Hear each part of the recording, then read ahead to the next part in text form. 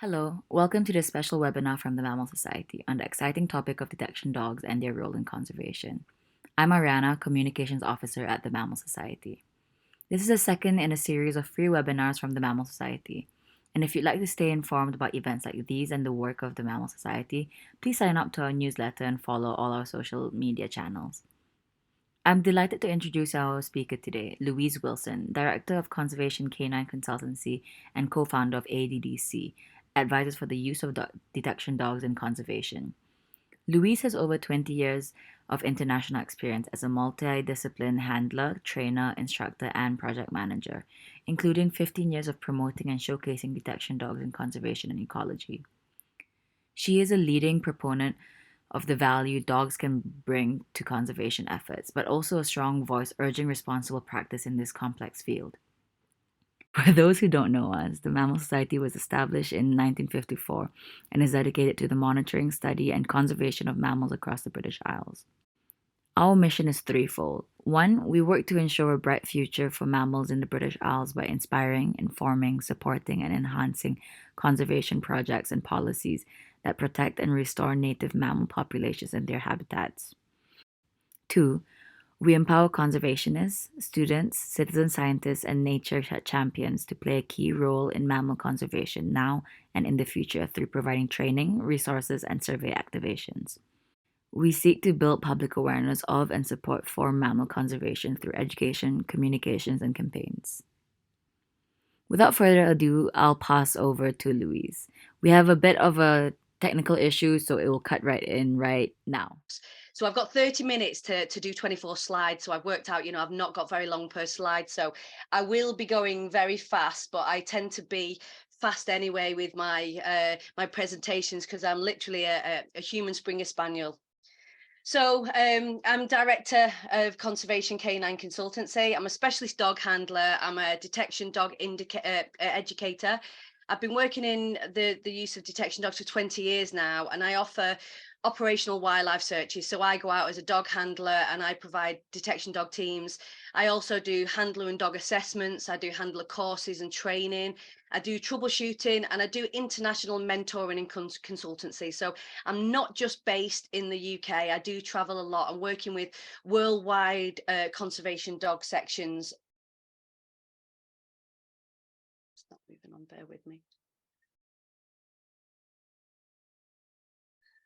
I can't move my screen, so let me work out why that's not happening. There we go. Sorry.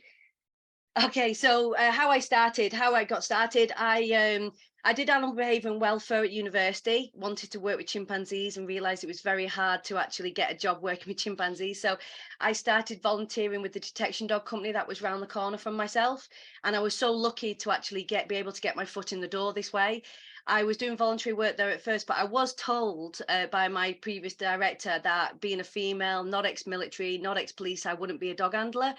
And to be honest, a bit stubborn. So as soon as someone says I couldn't do it, I really wanted to be a dog handler. I always knew I'd have dogs in my life, but I didn't actually know I was going to start a future working with dogs. I probably wanted to live in the jungle originally. So I started my first discipline of detection was explosive detection. I did drugs detection, live body, tobacco, cash, cadaver, search and rescue. But it also started the love of detection and how wonderful it was to get these dogs. And a lot of the time, these dogs were unwanted, and to actually train them and focus them. So it's not really always about training, it's about focusing their natural energy into detection. I was also involved in training and delivering operational search dogs worldwide, such as Iraq, Afghanistan, France, Gabon, Jordan, Germany, Ireland. So lots of places where we train dogs and then deployed them. That's not what I do now. I work with individual dog teams for long term rather than deploying dogs. So where did it all start regarding conservation? And so I've been sniffing around this industry for over 15 years, and I probably can say it's not even an industry yet. For 15 years, I've been trying to push the use of dogs in conservation. And I was first the person asking people to send me pine marten poo. You know, most people don't want pine marten poo or any poo shoved through the letterbox, but I was asking for it. So I started my first projects in 2008 with bat carcass detection, and then I went on with pine marten scat detection as well. So this is how it started. You know, it's been a lot, 15 years in the making at least. And this has kind of been hard slog trying to convince people to use dogs. And obviously, my day in, day out work for the last 20 years has been dogs, deploying them for detection, for contraband detection. So I was always wondering why we're not working with dogs in conservation in the UK. I've worked in South Africa for dogs for conservation. I've been in Montana. I've been in places where the environment is really risky for the dog. And so compared to our environment and what risks we have to dogs, we've not got as much risks. Also, I know we've had a bit of a heat wave at the moment, but that's a rarity. I'm based in North Wales, but we've really got really hot weather. So usually our climate suits dogs perfectly. You know, I'm one of those people that like the typical muggy English cloudy days, you know, or I should say Welsh cloudy days. But then I started doing wildlife crime detection dogs over in Gabon. I set up the first Central African dog section over there. I've done hedgehog detection dogs, watervole detection, bird carcass, bat carcass, otter, pool frog, biosecurity. We've got a project with the Beaver Trust and North Wales Wildlife Trust with beaver detection projects, and we're doing mink detection. So to give you an idea, we're not just a one-trick pony. We do work with a lot of different target odors, and obviously with great crested newt detection as well. That's been since 2012. I've been working with great crested newt detection, and I work with great crested newt dog teams now and do training with them regularly. So people say, who do I work with and what type of people employ us? And obviously, for a lot of the beginning part of my vocation, let's say, or my obsession, I was doing a lot of voluntary stuff. And this was very hard, having a full time job and doing voluntary stuff. But I was trying to prove the use of dogs in conservation. It was viable, it was effective, it was safe. And so for the years that I've put in hours and hours of voluntary searches, luckily enough now I've been able to, what people tend to know my name when I ask for poo or tell them about dogs for conservation, but also it gets me able to work with different agencies. So working with Environmental Agency, PAX Gabon, People's Trust for Endangered Species, Wildlife Conservation Society, the Beaver Trust, North Wales Mammal Group, Zoological Society, British Antarctic Survey, and the list goes on and on. So I'm quite happy that I've gained lots of different clients from different backgrounds. So I haven't just done the target odors that I actually operationally search with my dogs. I work with other dog teams. So dog teams that I started with a different project that I haven't got dogs trained for. But I've also worked with these type of dogs before. So for example, bird scat detection is not what we need in the UK, but I have worked with that abroad. That's a list of all the different types, not exhaustive to be honest, because I've worked with many more, but just to give you an idea, there's a massive range of conservation odors, but each and every project needs to be trained differently. It's not the same. It's not like an umbrella training or an umbrella handling for each of these targets. So what I wanted to do is just give you a little bit of an example of some UK deployment examples that we do and the reason why we use dogs. So this is our watervole detection dogs, and this is why I look so tired, because I'm out all the time doing a lot of watervole detection at the moment. And why do we use dogs for this? Obviously, I'm a dog fanatic. I've got loads of dogs in my room that might at one point start jumping all over my head, but I love dogs. But it's not just about my love of dogs that I want to use dogs in conservation. It's because it's a really viable, fast, efficient method of detection. So back in the days when they used to say a dog is a tool for detection, I don't like using that word because they're not a tool. They're my colleague. They're my best friend. But they are a very, very good tool to detect elusive and cryptic animals. So the faster, the more efficient, they access hard to reach areas, they're reliable, they cover larger areas, and they can work in really dense vegetation, but we have to have welfare consideration. So I won't put my dogs in loads of brambles and nettles. I don't want them to get cut and nettled, just as I don't want to. But they also can work out of normal survey season. So give you a couple of examples. We're working with paddleboards and kayaks, and we get in the water with the dog, and it gives her accessibility from the water side. which is actually safer, and it's less invasive on the habitat. So we're not traipsing on the habitat, we're actually covering the area non-invasively. I've got an otter project working for the Environmental Agency and along with Natural England. And we cover large areas with the otter dog, obviously a bigger scent picture as well. It's non-biased and it's non-invasive. So basically, I'm not looking at where I think the otter sprints will be or otter signs will be. The dog is doing it for themselves. So as you can see on a picture, the Rex decided to climb up a tree. So, you know, it's somewhere that we might not have always looked. It's reliable and cost effective due to the sheer area that we can cover, and cryptic samples are collected. And what I mean by this is it's not just under a bridge. For probably 18 years, I've been trying to push the use of otter dogs, and I remember contacting people because they were being released, or some project was happening in Cheshire, and they said, oh, we don't need any help finding otters. And I think that's one of the things that's really come to light with an organisation over in Switzerland, Art and Spunhund. I've probably said that terribly wrong, but they did research about utilising otter detection dogs, and they were able to find a 50% greater population by using dogs. So this is what really interests me. You know, the dogs are finding those sprints and those signs that we wouldn't find. Also got hedgehog detection dog Henry. He's an award winner. Henry the hedgehog dog. He detects hedgehog nests and hedgehogs. It's a non-invasive approach. It's efficient and he's very fast at doing that. And it's non-biased. So areas where typically I actually, on times when I was doing this research with Lucy Berman Brown at Hartbury University, there was areas where I was like, oh, I'm not going to look there because they're not going to be there. But the dog pulled me to it, and that's where we found it. And we did that along with the thermal imaging cameras as well, and comparison about the different methods. And there's numerous research papers out there which I can forward on to the Mammal Society that we're involved in. And scat detection. So this is like, for example, pine marten scat. It's meant to say pine marten. I'm not sure if you can see that. I can't on my screen. So this is vast area search, and I've been doing this the longest. This is 14 years with my little girl here, and unfortunately Luna has just had a stroke, but she had a stroke in March and she's fit as a fiddle now, so I'm so happy that that she has recovered. But she covers huge areas doing her pine marten searches, and we've been doing this for a long time, and it's a non-invasive approach. This is the only searches that I actually do off lead. A lot of people think a lot of my conservation searches are on are off lead. No, this is the only one that has been conducted off lead, usually because we're away from a road, and usually because working in thick woods with a dog on a lead is really hard. But also it required it for, and we had the safety assessment and the risk assessment, and it was okay to do it off lead. It's a non-biased approach. So for example, years ago when I first started this, Luna indicated she kind of run into a swamp area, indicated on some felled trees, and there wasn't many trees in the area. And I was told then by experts, no, that's not a pine marten poo, that's probably mink, that's probably something else. So very early on in the days of this, I was really concerned that I'd done all my training wrong. I was like, oh my goodness. So this scat got DNA sequenced anyway, and it came back pine marten. So it just showed you that a normal surveyor would not have collected that scat because it didn't look like pine marten. It wasn't in a habitat that pine martens would have been in. So that's what's beautiful about the use of dogs.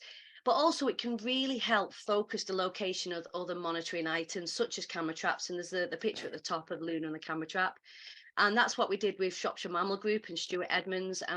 Basically, Luna was in an area, she was showing lots of activity in an area, and you could tell this was her primary response to odour. So she definitely had the odour in her nose, but she couldn't locate it. So I said, this area is definitely where the pine martens are. And when I was there, they said, well, this isn't habitat for the pine marten. I said, yeah, but I'm just reading my dog. They put a camera trap up in that area, and that's where they found the first breeding populations of pine martens in Shropshire. So it does show you working together with different survey techniques really is beneficial. Okay, now back carcass search is doing this like the longest now. It's cost effective, it's reliable, it's thorough. You know, the picture at the top in the middle, that's a dog in there. You can really hardly see the dog. The vegetation that we're asked to survey is really difficult. Whether we just get those jobs that are really difficult, I don't know. But the area that we've got at the moment, the foliage is over our heads. So it's hard work for the dogs, it's hard work for the handlers. But the use of dogs, it's consistent. It's accurate data collected, so it actually gives you a true reading of the mortality on wind turbine sites. And research out there suggests dogs are 96% efficient compared to humans of only 11% efficient. And so detection dogs, they've been used for over 50 years to assist in humans in detecting hard to find substances like contraband. But to be honest, we've been using dogs for thousands of years to help us with things. In the UK, we're really missing out on an efficient and cost effective, fast detection method for conservation. It's at our disposal, it's available, and we're just not utilising it. Professionally trained and handled detection dogs can be a huge benefit to ecology and conservation. And we have to really highlight the importance of the word professionally trained. It's not a hobby, it's not for pet dogs, and it isn't a walk in the park. And this is just to make sure best practice detection of mammals or any animal using dogs is done correctly and safely. It's been about 20-year mission to promote the ethical and effective use of professional dogs in conservation in the UK. I've been droning on about this for a long time, so people are probably fed up with me now.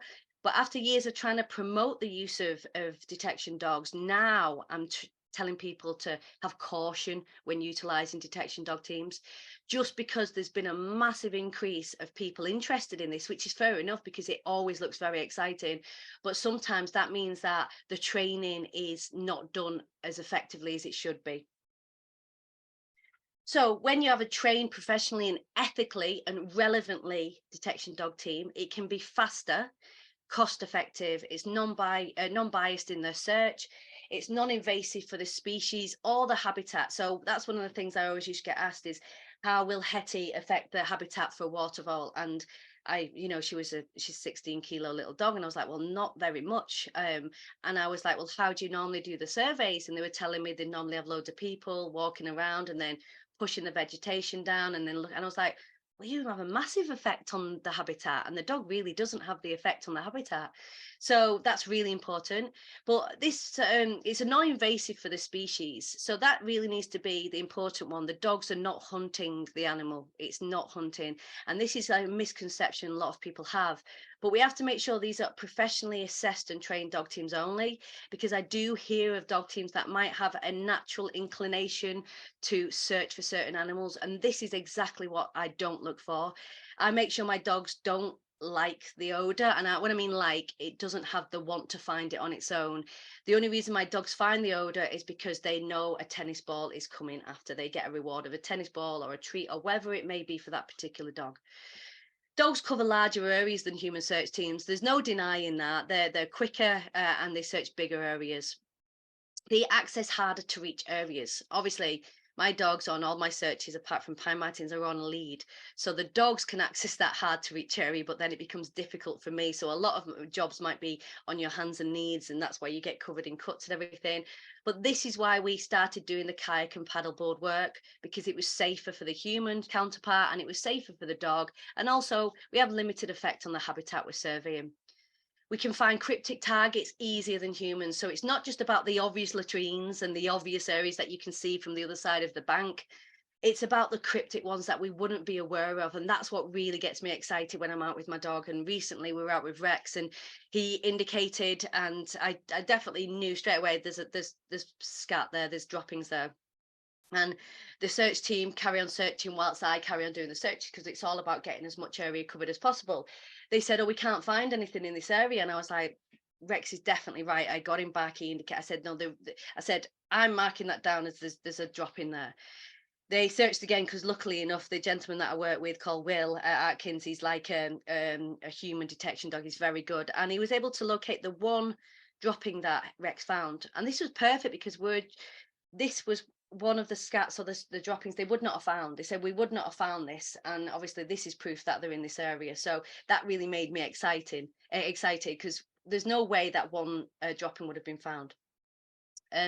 Dogs can work out a normal survey season, and this is where we're doing some research into this soon as well, because we can actually utilize dogs in the non-typical survey seasons.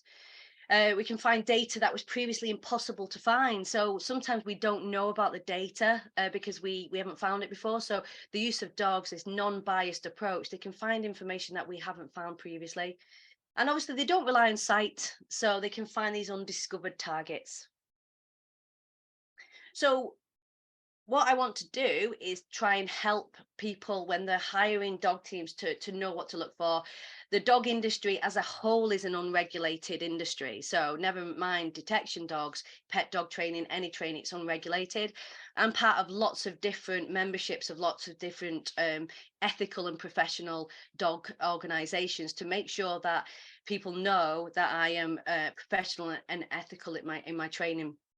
But this is just a kind of little table to give you an idea of what you need to look for when you are hiring or even want to deploy dog teams yourself. So dogs need to pass initial evaluation and assessment for conservation work. It's not the same for drugs. It's not the same for explosive searches. We have to really put a divide between those types of disciplines. Training a drugs dog is definitely not the same as training a conservation dog. So we have to make sure that that dog undergoes assessment right at the beginning. And this can give you an idea of what area the dog can go in for conservation, whether the dog's got particular behaviors that wouldn't suit detection of certain species, such as great crested newt. You know, the reaction to this living animal and this living amphibian needs to be very, very passive and very calm. So dogs need to be picked specifically for that reaction. Relevant lengthy training and mentoring, and I hate to drone on about this, but training for a handler is 1 to 2 years, and this is based on the experts over in New Zealand that have been doing it longer than anybody in the world, and they do 18-month training, if not more. So we have to remember that it does take a long time. It isn't short courses. Short courses do not cut it. And then a dog is 6 months to 12 years, 12 months plus, not 12 years, 12 months plus for training. You know, we need to make sure not only is that dog scent imprinted, so sometimes that's the easy part. It's is the dog capable to work in all environments, all terrains, around lots of different animals, constant around JCBs if it needs to be, or on boats, around motorways. This is the really important thing for the welfare of the dog as well. Shadowing experienced handlers on operational searches, this is priceless. And put it this way, I did this 11 years ago, and I paid to go to Montana to work with Working Dogs Conservation, the experts in it, you know, the leaders in the industry, to learn from them. And that's what I've done for years. I've contacted people like Karen D'Amatteo and Rogue Detection Dogs, and Heath Smith and Jennifer, because these are the experts that have been doing it, and I want to learn from the people that have been doing it. And that's really important to make sure if you do get a trainer, that trainer has done operational conservation dog searches, not just trained dogs, is actually knows how to conduct the searches themselves. So shadowing experience on operational searches, you know, people like Nikki Glover for Great Crested Newts does that. Also, Rachel Flavel of Pause for Conservation does those operational experience days as well. We do at Conservation K9 Consultancy, but that's part of our mentorship that we offer that opportunity. Relevant working dog insurances. So you have to have insurances, you have to have permits and licenses for your odors, and you shouldn't just really just be going out on any site, such as a waterfall site, and doing training on that site without getting permission, without getting kind of everything you need in place. It's not fair on the landowners, and it's not fair really on this field of expertise. If you illegitimize this field of expertise, people won't want to use these dogs. All that it takes is one bad dog or one bad experience that a dog team has gone out and either not found anything and humans have found more of it, or the dog has done something bad, that it actually puts us back in the UK 20 years. So we all have to be kind of responsible for it. We have to have references from experts in the field as well of conservation. Obviously, a spelling mistake. I've done that on purpose. Conservation detection dogs. It is really important that if you are going to deploy dog teams, that they have references from relevant people that are already doing it in the industry. And this is to make sure that if they are going out on site, they're potentially going to risk their dog and the wildlife there. So they need to have been looked at and referenced or trained by someone that's already doing it. Extensive risk assessments. We all know our RAMs. Oh my goodness, they're huge, aren't they? So we have to really make sure we have extensive risk assessment and have your dynamic risk assessment available if you get on site and it's completely different to what you've been told. And your method statements, it's I think this is the hardest part of the work, is because you have to put down every eventuality in these. But if you haven't got a risk assessment for you or your dog, it's really irresponsible. You need to also be signed off. So what I mean by that is I used to sign off in my previous company. I used to sign off all the dogs before they went to work. So not every dog I would have trained. And that dog came to me. I did an assessment and said, right, this dog is ready for work. So now with my own organization, that's what we do. We have a sign off ready for work. So it has to be obviously by a conservation dog handler, but we also have an external assessor because obviously we can't go, yeah, all my dog handlers and dog teams are ready for operational. We need to make sure that someone external to us does the assessments. And so we work with Wrexham Glyndŵr University, and we have assessors come out and look at our dogs, and we literally step back and they go away and do it, and I sit there biting my fingers. But obviously, my dogs would, or my dog teams, or clients I work with, I would never put them forward to assessment unless they were completely 100% ready. But that's where the long-term training comes in. So I do hope that screen helps.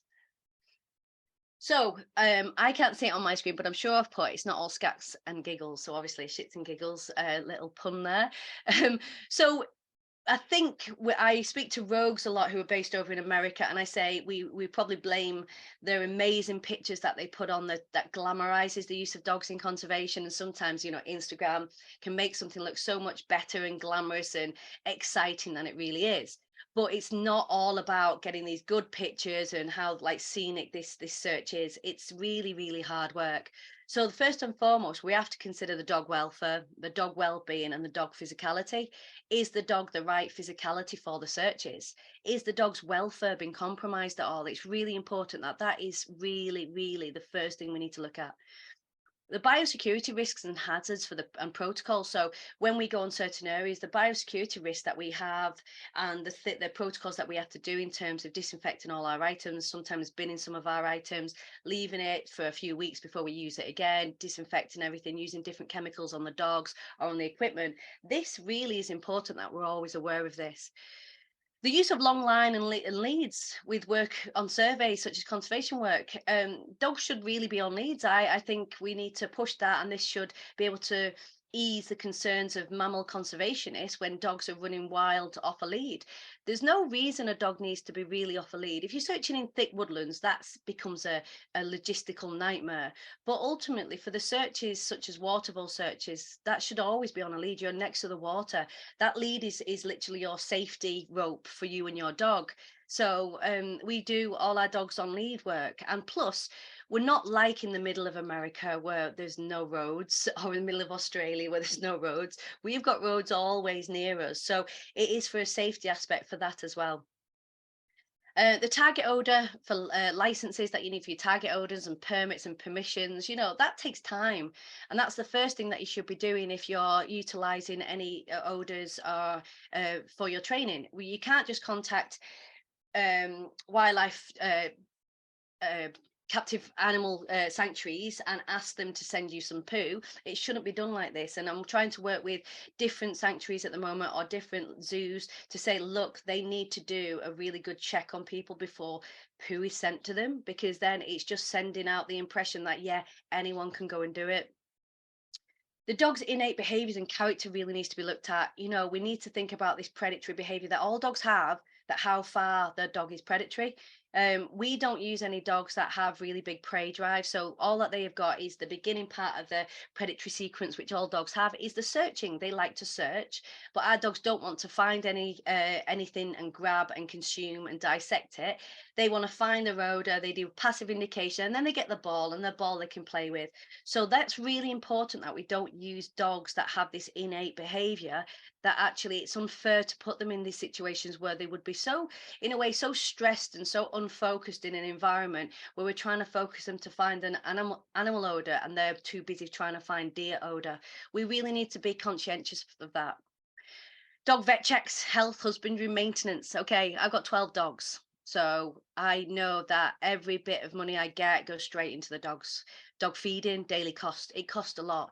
You know, I've got 12 dogs that I'm crazy and I live with them in the house because I have a no kennel policy. And the reason for that is because my previous background for 12 years working in a multi-million-pound detection dog company, I was manager of a 60 dog section, 30 in the UK, 30 in France. And unfortunately, you get a lot of kennel stress. And so that's one thing I didn't want to put my dogs through. I have got kennels if I ever was to rescue a dog that needed a kennel or wanted one. But, you know, they all live in my house. So therefore, there is costs for that. Cost of maybe them chewing up your best pair of shoes or your microphone, which is my microphone's been chewed up quite a few times. Safe dog vehicle and transit kennels. You need a safe dog vehicle, you need transit kennels, you need safety, you need shades for your vehicle. There's a lot of equipment. And then you've got your booties, your goggles, your PPE, and this is for the dogs. And then your handler equipment, that goes on forever. Your helmets, your hats, your PPE, your uniform, your safety items, your data collection equipment. And then obviously for our things like our waterfall, we've got kayaks, paddle boards, electric pumps, hand pumps, search maps, safety ropes, buoyancy aid, waders, flags. And it's like when you get a job come in, you spend like 3 days preparing just for that one job. So it's a big ask. It's not easy. So an example of biosecurity considerations that we've had to do. So completely hazmat outfits, the whole lot, as well as, disinfecting the dog down and the equipment and bagging it up as well. So just to conservation does make sense. Ultimately it's really good to utilize dogs, but we need to think about utilizing leads on those dogs. We need to make sure we procure the correct dog. We need professionally trained dog teams, the correct search system. So that's really important. Every search is different. So the handler needs to have been trained in different search systems, and safe working directive for the dog welfare and obviously the handler welfare. But the dog can't just work all day. It can't do like that. You need to have a working directive of how long you work your dog. So what have I learned in 20 years? I've learned that it is really hard. It's not a walk in the park. It's not a hobby.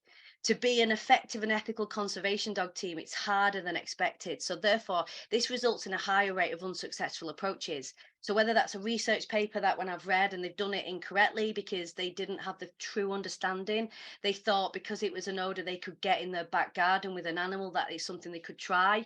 We wouldn't do this for explosives. We wouldn't try and do a DIY approach with explosive detection in our back garden. So we really shouldn't be doing it with conservation. So what I've learned is, you're increasing confidence at the beginning of this, and you might think you might know everything, but really you don't. I'm at the end there with, trust me, it's complicated. And it's not to scare people off this, it's just to make sure people realize the amount of involvement they will need in it. It is a full-time job.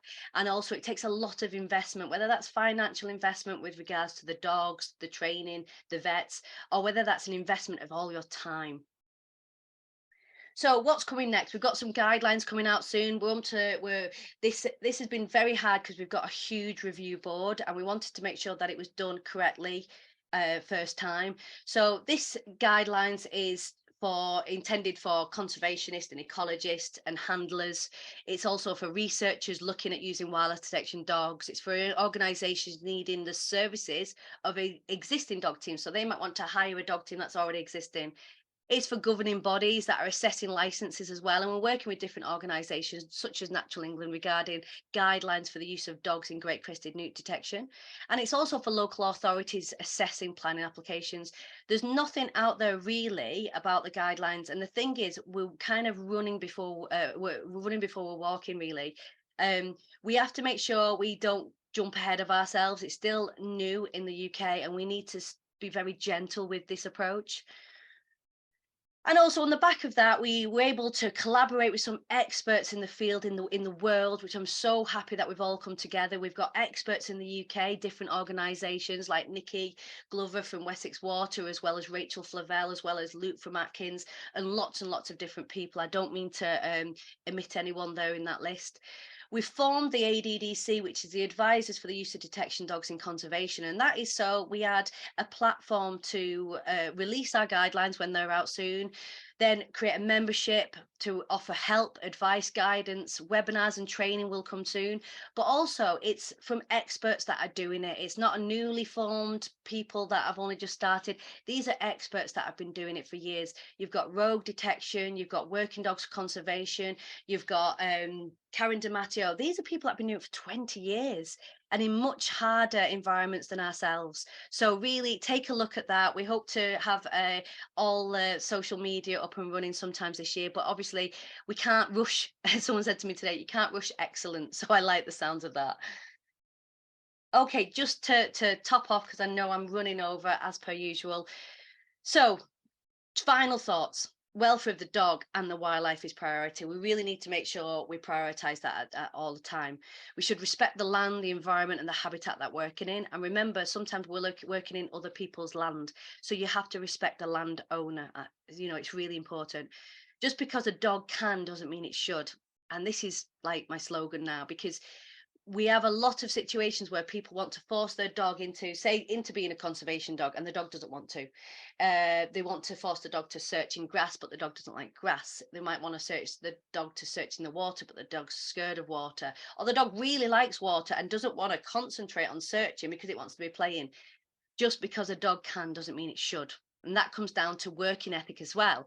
I've got Springer Spaniels. I've got 12 rescue dogs, a lot of Springer Spaniels and Cockers. They will work 24 hours a day if I let them. So just because they can doesn't mean they should. What I do with my 2-year-old dog now affects my dog when it's 12 years old. And obviously I keep my dogs. They don't retire and then I get rid of them. They're with me for life. So you have to make sure you think of that.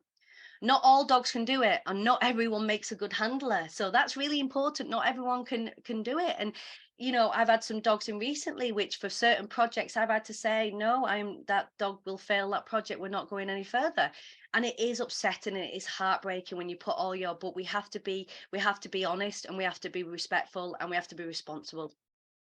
Only searches are for the dog's welfare and to secure accurate coverage of the survey area.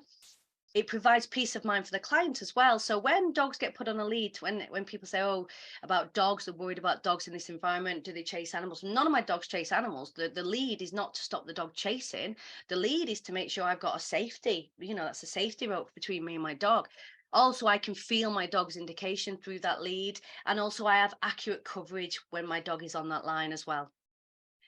As I said, it's no walk in the park. It's not a hobby and it isn't for everyone. And I do a handler course. And the reason I do that handler course is really to give you a very, very sharp idea of how hard it is. And then people have come at the end and said, I don't really think it's for me. I thought it was something different.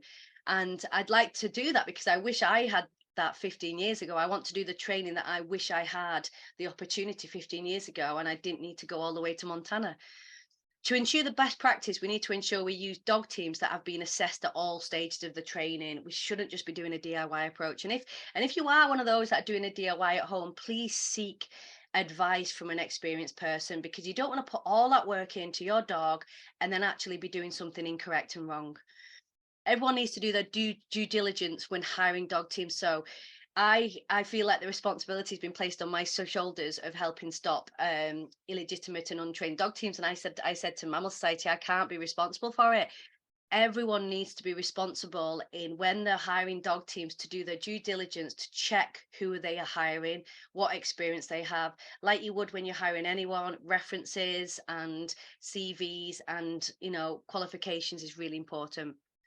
Every search should be conducted to the highest standards, like explosive detection searches. So when I say to someone, would you trust your dog if it was doing explosive search? If someone says no, I'm like, well, you can't use it for conservation. It is still just as important. If I'm surveying an area to check that waterfalls aren't there because a JCP is coming in, I need to make sure that all the waterfall are definitely not in that area. So it is really important. And this is stolen from our friends over in Australia in Skyloss Ecology. It's dogs before data. We do not risk the dog's welfare and well-being just for data collection. And thank you so much for listening. There's Hetty's miserable face for you. And I look forward to your questions. Yes, so there have been quite a few questions in the Q&A box. Okay. A lot of people have voted some of them. So we'll go based on the biggest vote, the most votes. So from Saskia, they asked, in relation to ecological sampling, is there a higher possibility of disturbance to the target species in comparison to sole use of humans? For example, the presence of dogs could increase the target species to go into hiding and therefore result in unequal or biased sampling. Okay, no, it's a really good and genuine question. And to be honest with you, I think humans have a much bigger effect on the habitat searches than dogs. And obviously, usually we're trying to look for wildlife signs. So say if we're looking for spraints, say if we're looking, feeding signs, if an animal is to then run in its burrow, we're not looking for the animal, we're looking for the signs anyway, so that doesn't just disappear. But in terms of, I think there was research done years ago in South Africa, and they wanted to know if dogs, sorry, my dogs are barking if you can hear them, they'd wanted to know if dogs affected the movement of wildlife in reserves, and what it did, it actually increased the movement of animals in that. Okay, guys, it increased cheetah movement in the area. Okay, thank you. Okay, Hetty, sorry. We just waited till the talking time. So it is a good question, and there isn't enough research to look into that. But at this point, what I've been able to work out, that we haven't had that impact on the environment to think that when we've gone back next time, the animals have moved because a dog has been there. Because you have to think all the areas that we access are areas where pet dogs can access, and foxes can access, and badgers can access, and all other animals can. Okay, Rex, it's okay, darling. So it's not unusual for a dog to be in that area. The difference is our dogs are trained and assessed for that. And the whole idea, it's not about a dog wildly. Okay, I've got a dog going wild here. It's not about a dog going wild in an area. It's usually systematic, controlled, accurate searches, but it is something to make sure that when you are utilizing a dog team, that they have that same impression of how it should be conducted.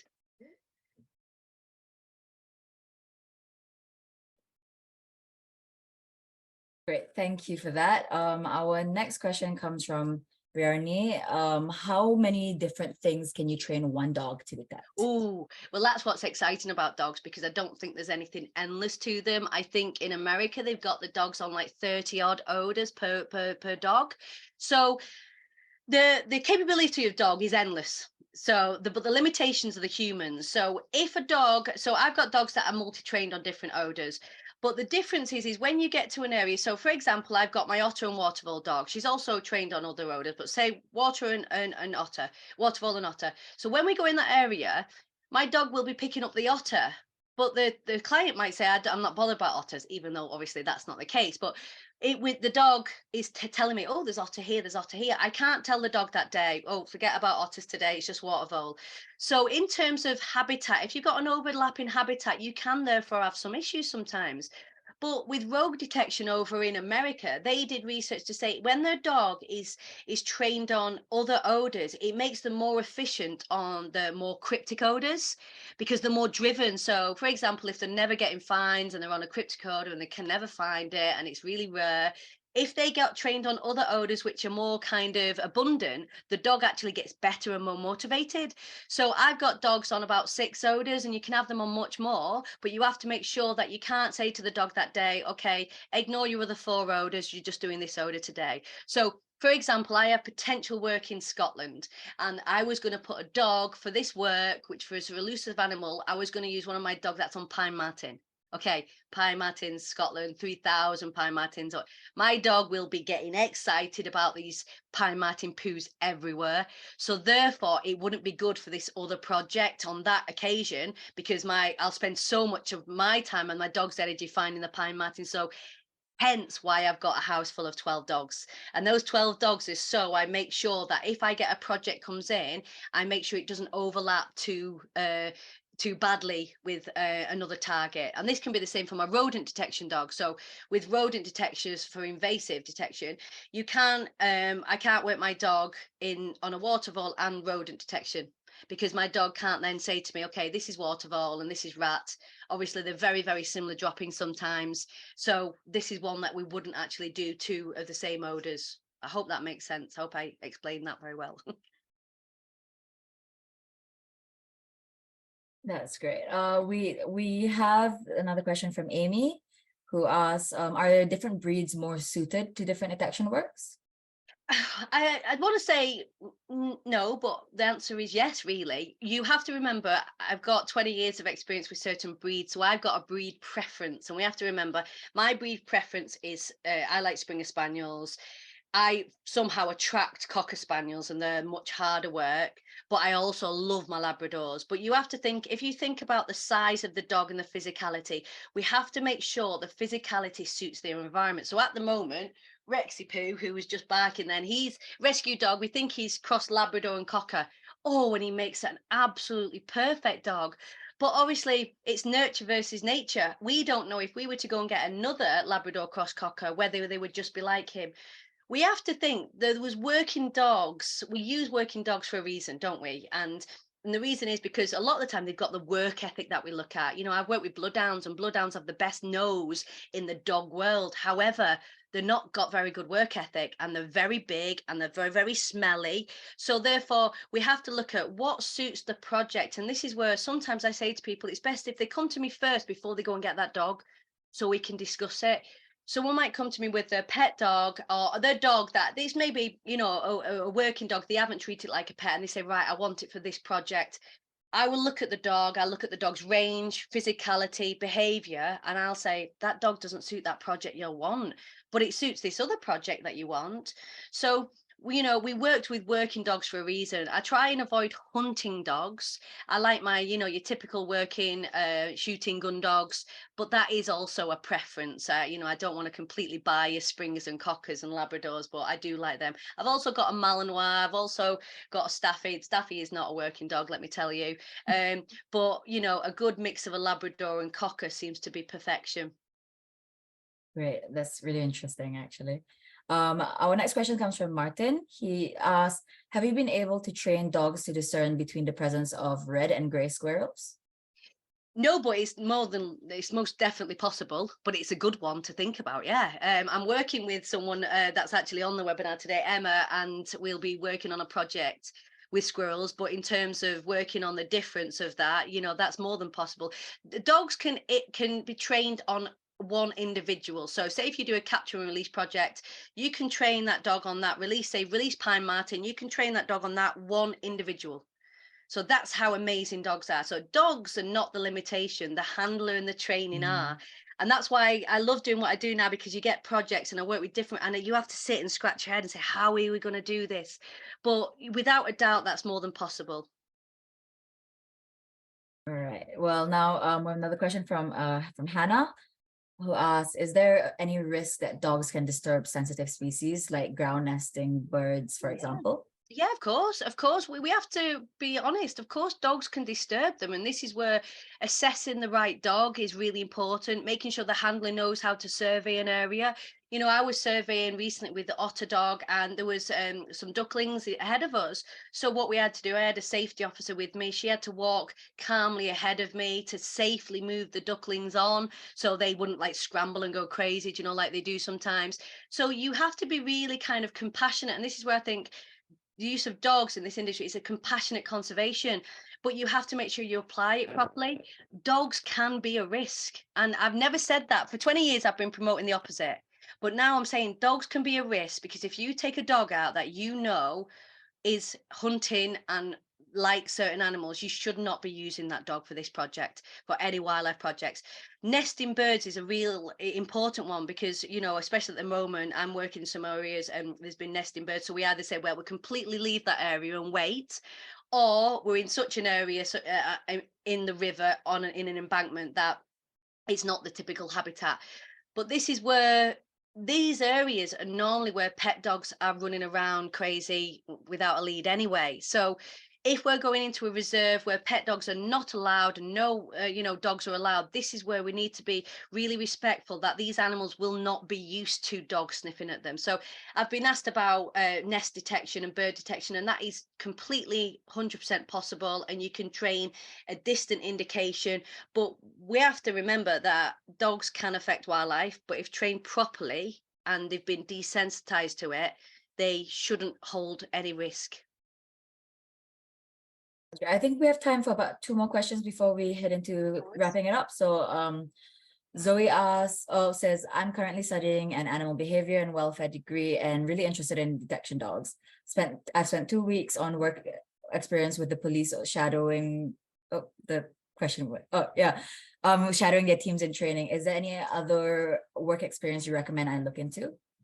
Well, that's the hard thing, and I must admit, I'd love to give you the opportunity to come along to us. I get inquiries nearly every day about doing voluntary work, and I would love to. And normally, when you do voluntary work, as you know, you probably work in kennels, but it would mean you come to my house and have to clean my house for me, which I would love that opportunity. But in terms of voluntary, it's trying to contact people that allow you to go and volunteer, or unfortunately, sometimes because it costs a lot for us to do what we do, you might have to pay for some shadowing. So contact Nikki Glover, contact Rachel Flavelle, contact us, and attend courses. And obviously it's about trying to, you've had the experience with the police, you know, you might want to contact Wagtail and see if Wagtail UK Limited, see if they've got any availability to volunteer at the kennels, and kind of look for some reputable dog sections that might have you helping out. But it is hard because it's competitive. You've got everybody that wants to do it. So I think the biggest thing I look for when someone comes to me is people with multi dog breed experience, and also usually high drive, because I was looking for someone to help me with my dog sitting recently, and they came and went, I'm not used to this crazy dogs. And I was like, yeah. I said, well, these are dogs that no one else wants. So if you can work in a rescue center and work with dogs that people don't want, and even see if a rescue center will help you start doing scent work with dogs, because the more you know about scent work and different dogs and different olfaction abilities, the better it will be. Great. Okay, so it's our last question, but we'll make sure that we'll send all the questions that everyone has asked to Louise after, and Louise, you can help answer them, and Okay. we'll provide them as answers with the recording as well. But so the last question is all poo equal? Do different factors such as diet affect how a particular species poo smells? I love Just that. wondering if there's any difference between captive Yeah, or wild poo that yeah. might affect the dog's ability to I might identify. have to steal that. Is all poo equal? Because that's a really good little slogan. So no, it isn't. It isn't equal, and it's very different. And this is what's really important when you're training your targets. So you have to make sure that you don't just get your target for one individual, because then you'll just have a one individual detection dog. You need varied odor, varied target sense. So therefore, if you work with just captive species, it's not good because they're fed a particular diet, and so it can kind of create a corporate odor, so the dog gets used to that odor. So that's where you kind of need the wild odor as well, but you have to be careful, because if you get wild odor that you might have seen and gone, this is definitely, say, water vole, the problem is other animals could have come and scent marked on top of it, and so you've got contamination. So Karen D'Amatteo has done a really good research paper, I can't remember what it's called. It's literally about when positive false positives aren't false positives, and what that means is when a dog is indicated on a target odor which actually isn't their target odor, that it's not actually the dog being incorrect, because this is the problem. Sometimes that animal is eating the animal that you're searching for, and so the scent is right when it comes out, or the animal is eating your not your poo, your target's poo, and so when it's pooed it out, your dog's indicated, and you're like, well, that's obviously fox, but that fox is eating your pine marten poo, so that's why it comes out. So, and also you have to really think of the emotional what's the word I use, the emotional reaction to targets such as scat. So when I've worked with large carnivore detection such as wolf detection, dogs can be very scared of wolf poo, and this is where, please, if you don't do any training where you've got a jar of wolf poo and you shove it up a dog's nose and you click and give them a treat, because that's the worst type of training to do for this, because that dog kind of wants to move away from that wolf poo. So you have to look at the emotional reaction to target. Also, you've got big scent pictures. You've got you've got what you've got ones where your dog wants to roll in it, like your fox poo, or you've got water vole, it's a small earthy odor. So it isn't all equal, which is a great question, and this is something that's really important when we're training, that we have really lots and lots and lots of different target samples, but also we have to assess our storage. So someone came to me recently for training, and they'd stored it, and the storage way wasn't really wrong, but what it had done, it had fermented. So this poo didn't smell. Obviously, it's different to me. The dog still indicated, but the smell of the odor was much bigger than what it is normally. So I said we got to bin that one, because I think it had kind of fermented it a lot. So Rogue Detection, I'm sorry, I'm going on about them all the time, but they have started deep freezing or air drying all their scats for samples, so it doesn't change all the time. Which I love that idea. So for me, I just have different scats from different kind of ages, and then you just make sure your dog is ticking the box from every single situation the poo can be found in. really, really interesting. Thank you so much, Louise, for firstly the talk and all this really detailed answers that you're giving to all the questions. If you're interested, Louise will be demonstrating detection dogs techniques at our annual conference coming up this August 4th to 6th. Tickets are still available, and if cost is a barrier, you can get in touch with us to apply for support from our bursary fund. There'll be free activities for children on the Saturday, including forest school activities for under 11s and animal care experiences for teenagers. There are no need to buy tickets for children as long as you're paying for a conference, as long as there is a paying conference attendee. At the Mammal Society, we are committed to inspiring the next generation of mammalogists and conservation scientists. If you can find you can find our annual conference page on Eventbrite under Mammal Society. Please do help get involved with the Mammal Society surveys by downloading our free app, Mammal Mapper, and recording any sightings of mammals that you see, whether invasive or native, shrew, badger, anything. Again, I'd like to thank Louise for this wonderful talk. If you can, please support our vital work. Donate today, or you can sign up as a member for as little as £5 a month. With our membership, you'll receive a quarterly Mammal News magazine, receive discounts on our trainings and events, and also have the opportunity to steer our work.